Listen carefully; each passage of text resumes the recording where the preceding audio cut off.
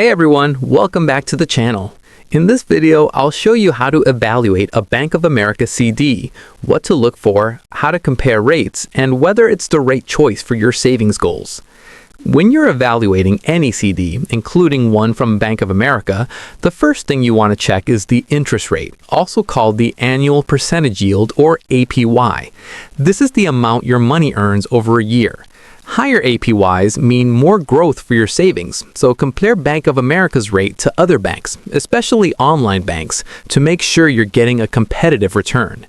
Next, look at the term length. CDs come in different terms, like 6 months, 12 months, 24 months, or even longer. Typically, the longer the term, the higher the rate, but that's not always guaranteed. Think about your savings timeline and whether you can afford to lock your money away without needing early access. Another big factor is the minimum deposit requirement. Some CDs require you to open with a larger amount to get the best rate. Make sure the minimum fits what you're willing to invest.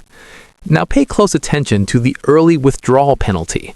With most CDs, if you take your money out before the term ends, you could lose some or all of the interest you earned, and sometimes even a portion of your principal.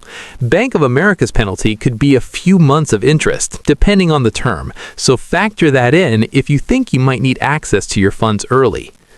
Also consider whether the CD is traditional or bump-up or liquid CDs, which some banks offer, products that let you request a higher rate if rates rise or access money early under certain conditions. Bank of America may not offer all these options, so check the terms closely.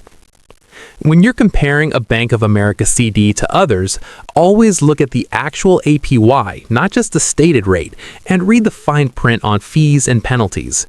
Online tools and rate comparison sites can help you see how Bank of America stacks up against credit unions and online banks, which sometimes offer higher rates. Finally, think about your overall strategy. CDs are great if you want a low-risk, predictable return and you don't need the money until the term ends. They're not ideal if you expect to need access to that cash soon, unless you choose a CD with more flexible terms. That's it for this video. If this guide helped you evaluate a Bank of America CD, make sure to like, subscribe, and drop a comment if you have questions or want help comparing rates. Thanks for watching, and I'll see you in the next one.